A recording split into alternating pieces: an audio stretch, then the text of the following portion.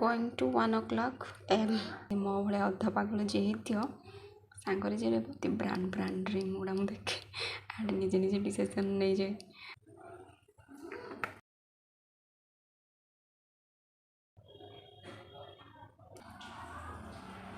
Hello everyone, good morning and welcome back to my another new mini blog. तो एटा थिला night रो एमती किसी दृश्य मोर अद्भुत दृश्य जोड़ा एंड राति गोटे रे मु न शुईकी मिरर आगे छिड़ा कि हो कम हो ना मत कि अच्छा कहते तो हसले भल लगू से मुझे हिं भिडटे बनई समय परिवर्तन पर मोर भी हिं किसी समय मध्य सरीगला एंड मुझे कौन कली मुझे देखा तो मो मूडटा ऑफ थिला तो मूड को डबल अफ करने मो सनम तरीका समर किसी वीडियो सॉन्ग देखली एंड काले मो मूडटा आउे ट्रिपल अफ हो सैड करदेली।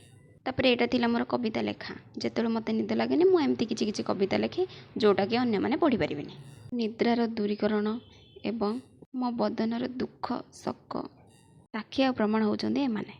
तो किसी समय शोई उठिला भितर हो गुड मॉर्निंग तो ये मो स्टार्ट करी मो फेस रो एक्सरसाइज। तो प्रथम फेसटा को भल से क्लीन कलापर मो एड करी vitamin A capsule and Boroplus.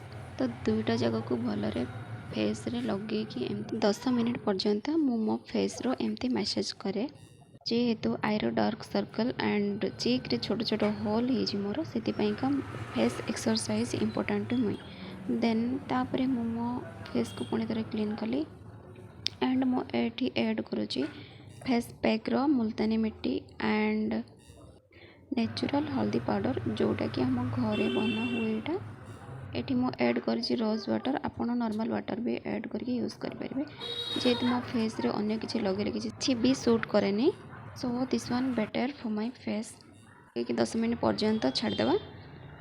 तापर मुझे मो समय को नष्ट न करके 10 मिनट भितर कहीं मोर हेयर वाश करार तो चुटी रे भल भाव तेल लगे मैसेज करदे and Etah more comfortable zone हिसाब से मुझे बांधीदेली। एतिक टाइम भितर मो फेस पैक ऑलरेडी सुखी गलानी देन मुझे भल भाव क्लीन करदेली। कौन सी फेस वाश भी मो फेस को सूट करेनी तो I think this is better for my face. तो वीडियोटा थिला फ्रेश मॉर्निंग रो फेस एक्सरसाइज मोर मिनी ब्लॉग को मुझे एंड करुँची। Please like share and subscribe to my YouTube channel and thank you so much.